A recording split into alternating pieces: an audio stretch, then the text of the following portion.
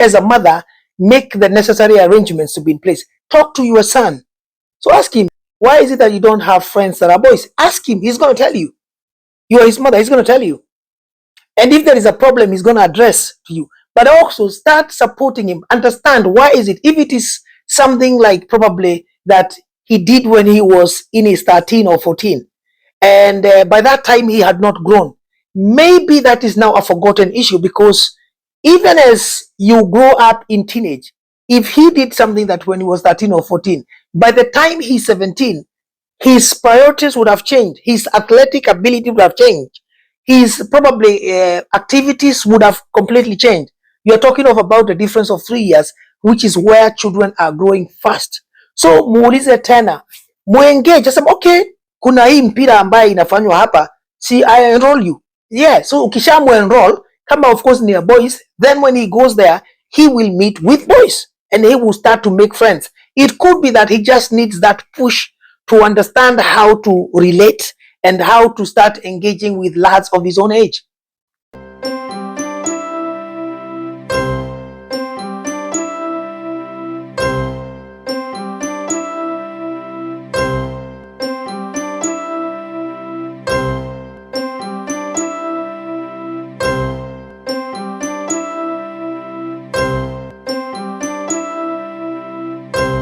Saseni team safeguarding. I hope mko salama, mko freshi. Safeguarding officer Jeff. Leo nataka kuongea kuhusu kitu very important.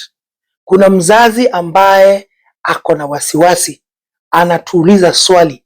Ningependa tumjibu hii swali team safeguarding.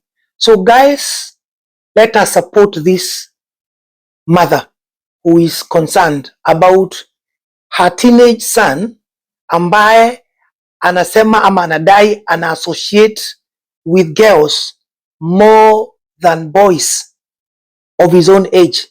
Sasa huyu mzazi anauliza, mtoto wangu wa kiume ako sawa?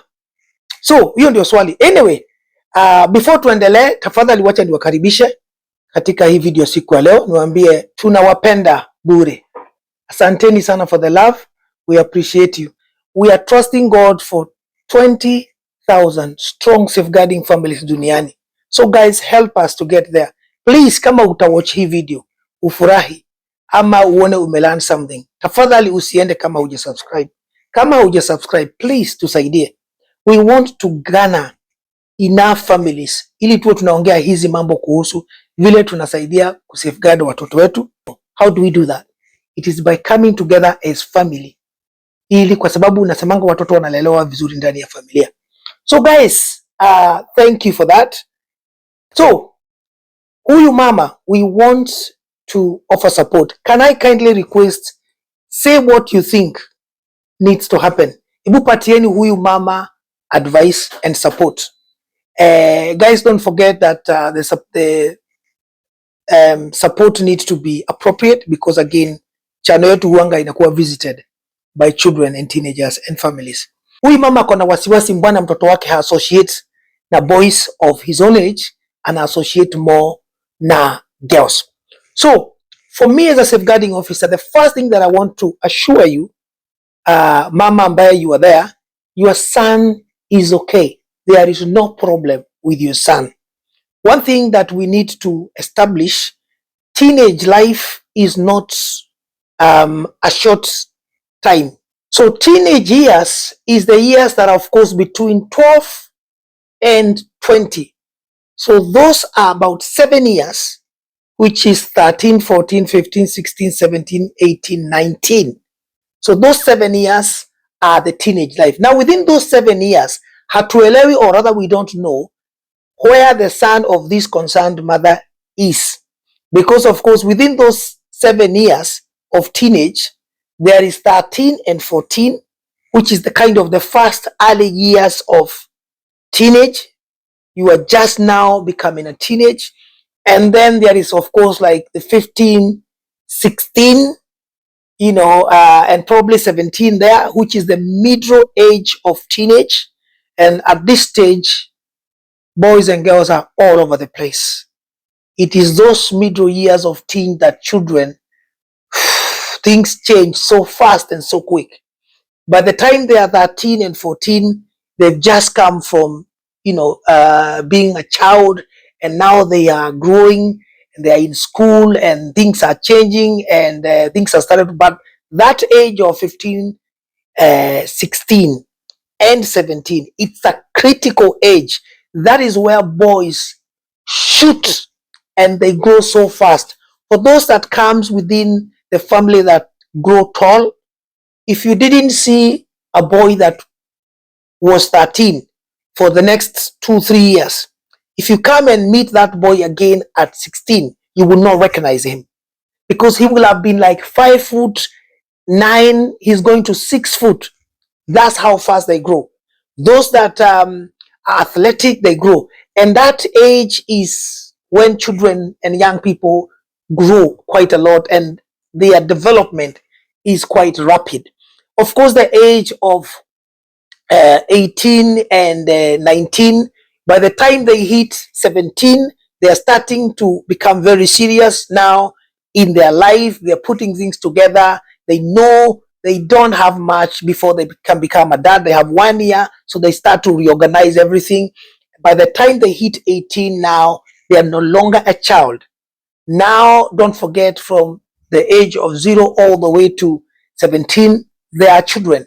They are taken care of and all that. But by the time they hit 18, almost every country in the world, the age of transitioning from childhood to adulthood is 18. By the time they hit 18, they now know, I am no longer a child. If I did something silly or stupid out there, unfortunately, if things go wrong, I will end up in an adult prison because I'm 18. You are considered an adult.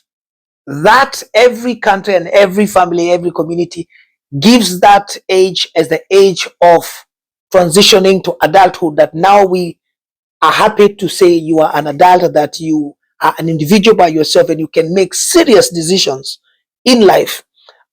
This, of course, is different if a child has got needs. So here we are talking of any child that doesn't have any need.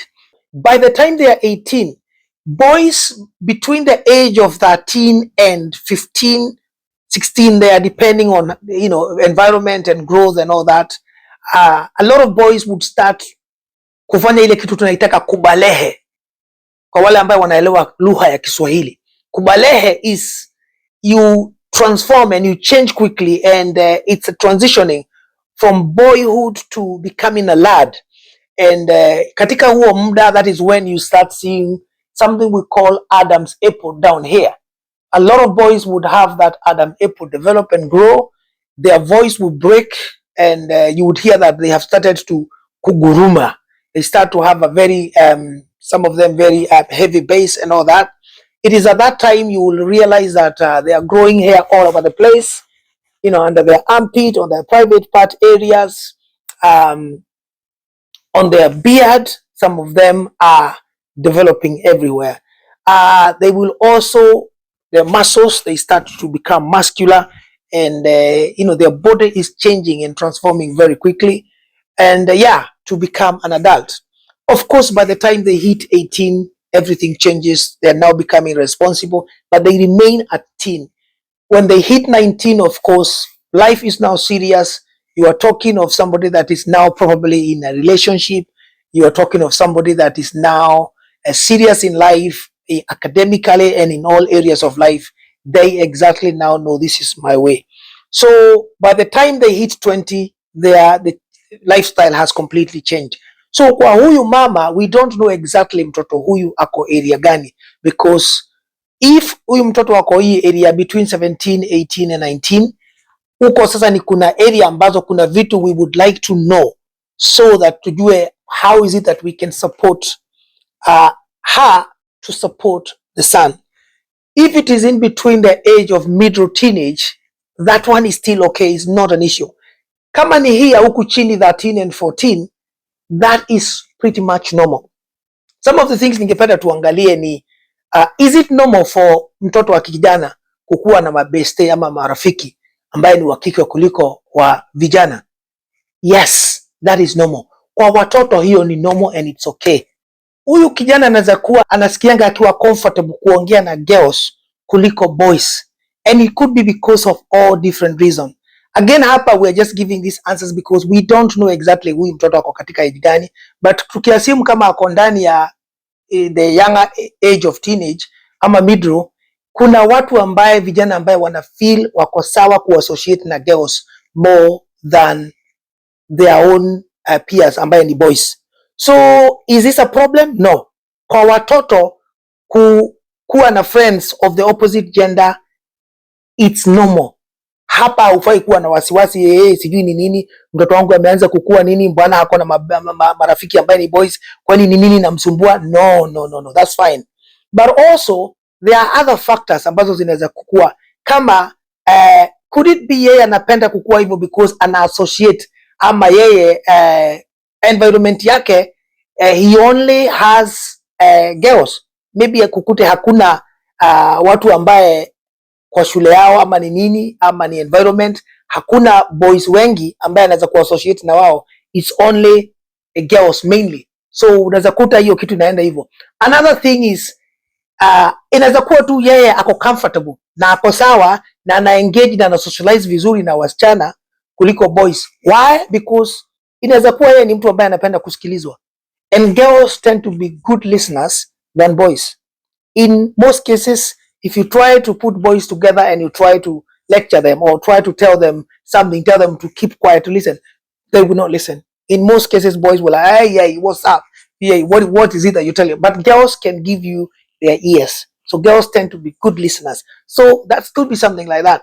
Another reason is that maybe your son is finding it's easy to engage and socialize with girls because probably he is not very much athletic ama able to do things that boys do, like playing football. So anattend kuwa na wasichana more because then he's not going to engage in these physical activities for whatever reason. Children do have that and they can have preference. It's not bad kwa mtoto kukuwa na preference.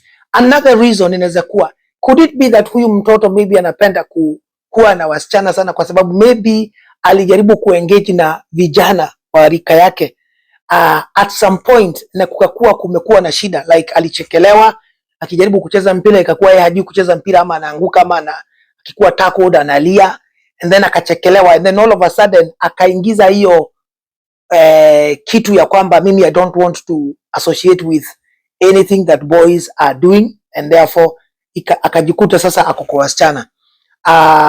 Hatujaambiwa ya kwamba yeye anapenda kucheza michezo ya wasichana, so hatuwezi kujibu hiyo swali from that angle. So tumeambiwa tu ya kwamba yeye anapenda kuassociate ama kwenda na girls. So we just thinking hiyo inaweza kuwa reason ya kwamba it could be kuna pahali alichekelewa, kuna pahali alifokewa, kuna pahali alikuwa bullied kwa sababu hawezi kufanya kitu vizuri, and therefore akafuata pande nyingine ambaye hachekelewi. So yes, there's all sort of reasons. So mimi ningeona ni kuambia kwamba wewe kama mama usianze kuwa na wasiwasi, usianze kujijazia mambo mingi kwa kichwa chako, uanze kusema hey, mtoto wangu ako namna hii ako namna hii. No, you continue supporting your boy and it's okay. The only thing that you need to focus on as a mother is to ensure that you are watching your son and you are praying for him and you are putting every support that is necessary. If you feel like you want him to start associating with some boys so that he can have a balance even as he develops, that is fundamental. It's important. And you as a mother, make the necessary arrangements to be in place. Talk to your son. So ask him, why is it that you don't have friends that are boys? Ask him. He's going to tell you. You are his mother. He's going to tell you. And if there is a problem, he's going to address to you. But also start supporting him. Understand why is it. If it is something like probably that he did when he was in his 13 or 14, and by that time he had not grown, maybe that is now a forgotten issue, because even as you grow up in teenage, if he did something that when he was 13 or 14, by the time he's 17, his priorities would have changed. His athletic ability would have changed. His probably activities would have completely changed. You're talking of about a difference of 3 years, which is where children are growing fast.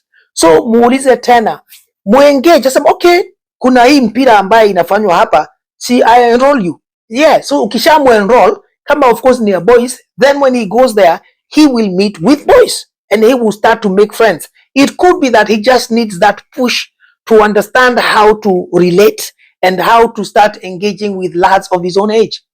It could be wewe ni single mother, hana father figure kwa nyumba. So again, start to bring an uncle, start to bring an elder brother, start to bring a very confident, good friends, watu ambaye they can support this boy and give him his self-esteem back as a boy so that he can start to develop those talents that would make him make friends that are male easily. So there could be all sort of reasons. What you do not want to do is to start thinking that your son has got a problem. What you don't want to start thinking is assuming that your son is like this without any knowledge or know-how. It is important for you to listen to your son and understand what he's going through, and especially during that teenage years. Tumesema ni years ambazo watoto huwa wanakuwa very quickly and rapid. Kwa hivyo wewe kama mama, endelea kumsupport, endelea kumsaidia, endelea ku open doors for him ili aweze ku make good friends. At least ukisha open all those opportunities and put every resources that he needs to establish new friendship and all that, na bado uone kuna laini ambayo anapitia, then at least you will have had an analysis of, unaweza kumuuliza maswali baadaye. But at teen, especially early and middle teen, this is normal behavior for teenage. All sort of things could have happened, and it doesn't mean that your child akona issues ama akona problem. Wala hata hafai kuwa bullied ama kuchekelewa because watu wanakuanga namna hivyo. We are going to come and discuss about girls because it is also like that. There are men that literally, even adults, even people who are old, that if you go and see, even in workplaces, you go and find that for me, I get on with females than male colleagues. I cannot stand, some male colleagues. That may be harsh, but sometimes it does happen. There are females that do not associate with other women. They associate with men. Their company is men. Even ukipitia kwa simu yake, it's all men.